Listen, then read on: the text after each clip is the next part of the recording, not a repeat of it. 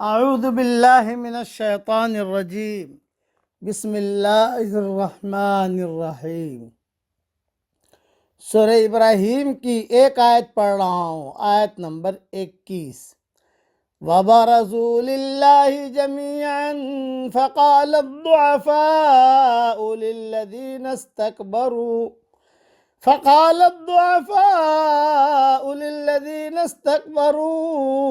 إِنَّا كُنَّا لَكُمْ تَبَعًا فَهَلْ أَنْتُمْ مُغْنُونَ عَنَّا مِنْ عَذَابِ اللَّهِ مِنْ شَيْءٍ۔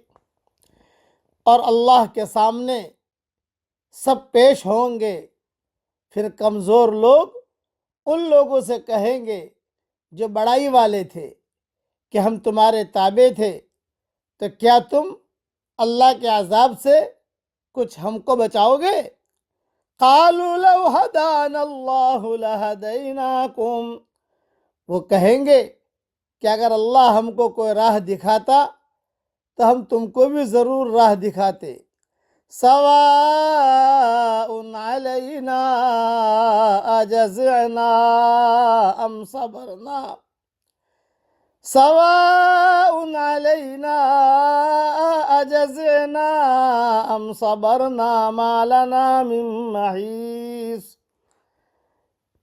اب ہمارے لیے برابر ہے کہ ہم بے قرار ہوں یا صبر کریں، ہمارے بچنے کی کوئی صورت نہیں۔ تشریح سن لیجئے اس کی۔ انسان بطور واقعہ اگرچہ ہر وقت خدا کے سامنے ہے، مگر موجودہ دنیا میں آدمی اپنے آپ کو بظاہر خدا کے سامنے نہیں پاتا۔ آخرت میں یہ پردہ ہٹ جائے گا، اس وقت آدمی دیکھے گا کہ وہ اس طرح کامل طور پر خدا کے سامنے تھا کہ اس کی کوئی چیز خدا سے چھپی ہوئی نہیں تھی۔ دنیا میں جو لوگ حق کو نظر انداز کرتے ہیں، ان کا سب سے بڑا سہارا ان کے مفروضہ اکابر ہوتے ہیں، خواہ وہ مردہ اکابر ہوں یا زندہ اکابر۔ جو بے دین اکابر ہوتے ہیں یہ مراد ہے یہاں۔ چھوٹے جو کچھ کرتے ہیں اپنے بڑوں کے بل پر کرتے ہیں۔ آخرت میں جب یہ لوگ اپنے آپ کو بالکل بے بسی کی حالت میں پائیں گے تو وہ اپنے بڑوں سے کہیں گے کہ دنیا میں ہم تمہاری رہنمائی پر اعتماد کیے ہوئے تھے، اب یہاں بھی تو ہماری کچھ رہنمائی کرو باپو۔ جو بے دین باپو ہے نا، یہ ان کو کہا جائے گا بھی یہاں بھی تو ہماری کچھ رہنمائی کرو۔ اس کے جواب میں ان کے یہ بڑے باپو اور بڑے پیر، بے دین پیر اور بڑے اپنے چھوٹوں سے کہیں گے کہ آج کا دن تو اسی لیے آیا ہے کہ وہ ہمارے بے رہنما ہونے کو بے نقاب کرے، پھر اب ہم تم کو کیا رہنمائی دے سکتے ہیں؟ ہماری رہنمائی تو محض وقتی فریب تھی، دھوکہ تھا، ہم نے تم کو دھوکہ دیا جو پچھلی دنیا میں ختم ہو گئی۔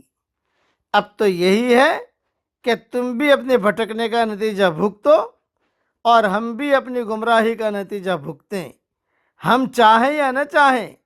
بہرحال اب ہمارا اس کے سوا کوئی انجام نہیں ہے۔ یہ اللہ جل جلالہ من والوں نے صاف صاف طور پر کہہ دیا۔ اس لیے اچھے پیروں کو پکڑو، یہ ذہن میں رکھنا، اچھے لوگوں کو پکڑو اور اچھوں کے ساتھ رہو، بروں کے ساتھ نہیں۔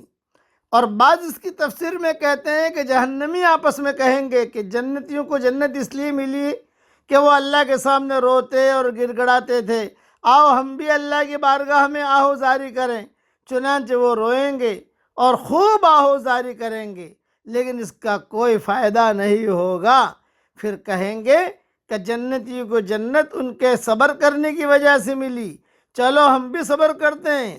پھر وہ صبر کا بھرپور مظاہرہ کریں گے، لیکن اس کا بھی کوئی فائدہ نہیں ہوگا۔